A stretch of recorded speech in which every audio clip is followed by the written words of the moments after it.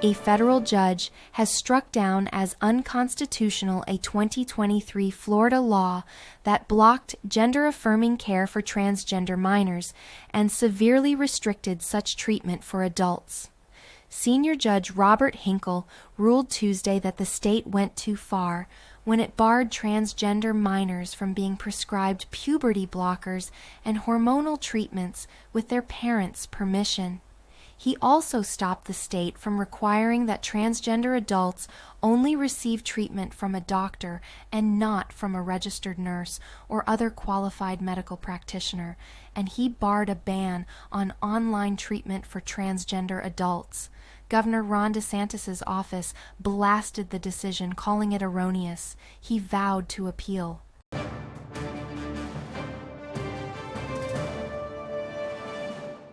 Hamas says it has given Qatari and Egyptian mediators its reply to the U.S.-backed proposal for a ceasefire in Gaza, seeking some amendments on the deal. Hamas and the smaller Islamic Jihad militant group said on Tuesday they were ready to deal positively to arrive at an agreement, and that their priority is to bring a complete stop to the war.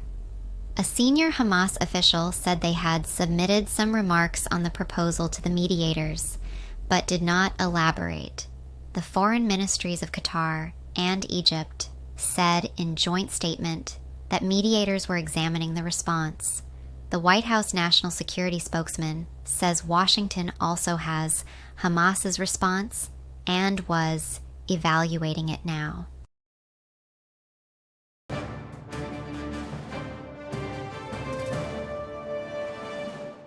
U.S. Representative Nancy Mace has won the Republican nomination after a tumultuous second term in South Carolina that saw her go from a critic to ally of former President Donald Trump and make headlines for plenty of things off the House floor.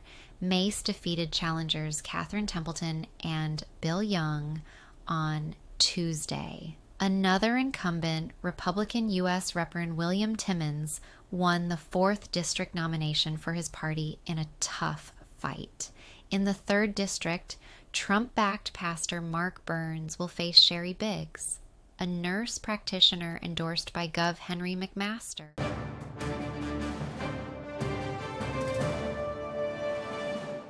Eight individuals from Tajikistan with suspected ties to the Islamic State group have been arrested in the United States in recent days. That's according to multiple people familiar with the matter. The people say the arrests took place in New York, Philadelphia, and Los Angeles, and the individuals who entered the U.S. through the southern border are being held on immigration violations. The nature of their suspected connections to IS was not immediately clear, but the men were tracked by the FBI's Joint Terrorism Task Force. They were in the custody of U.S. Immigration and Customs Enforcement, which made the arrests pending removal proceedings.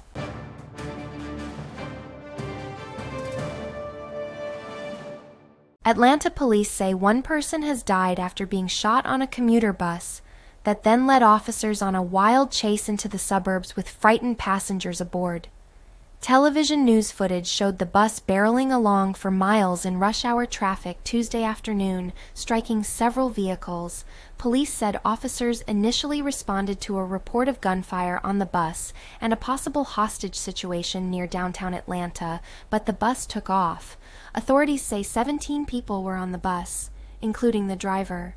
The vehicle was eventually stopped miles away in neighboring DeKalb County, and a 39-year-old male suspect was arrested.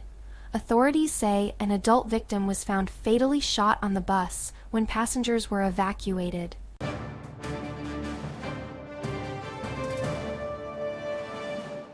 Hunter Biden's legal woes are not over after his conviction on 3 felony firearms charges in a trial that put a spotlight on his drug-fueled past. Now, President Joe Biden's son faces sentencing and another trial on tax charges in the middle of his father's re-election campaign. Jurors found Hunter Biden guilty on Tuesday after 3 hours of deliberations over 2 days in Wilmington, Delaware. the case stemmed from a gun Hunter Biden bought in 2018, while prosecutors say he was in the throes of a crack cocaine addiction. Defense attorney Abby Lowell said after the verdict that they will continue to vigorously pursue all the legal challenges available.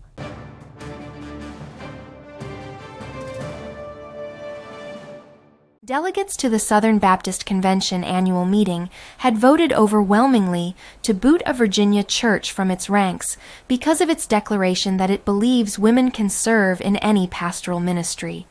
More than 90% of them voted to deem First Baptist Church of Alexandria not in friendly cooperation. The Southern Baptist Statement of Doctrine says that only men are biblically qualified to be pastors. Some say that only applies to senior pastors, but that interpretation is disputed. The Virginia Church has a female pastor to children and women, but it asserts women can serve as a senior pastor too. The Baptists' 2-day annual meeting in Indianapolis concludes Wednesday.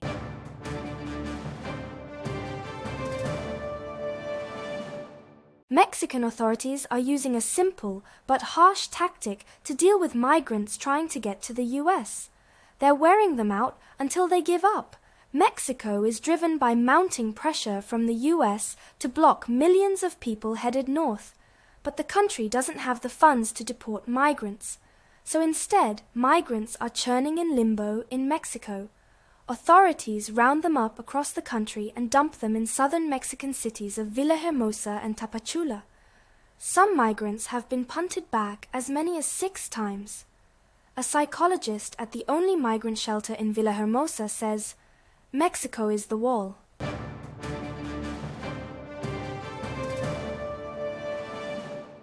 The children who survived the 2012 shooting at Sandy Hook Elementary School in Newtown, Connecticut, will be graduating high school with mixed emotions.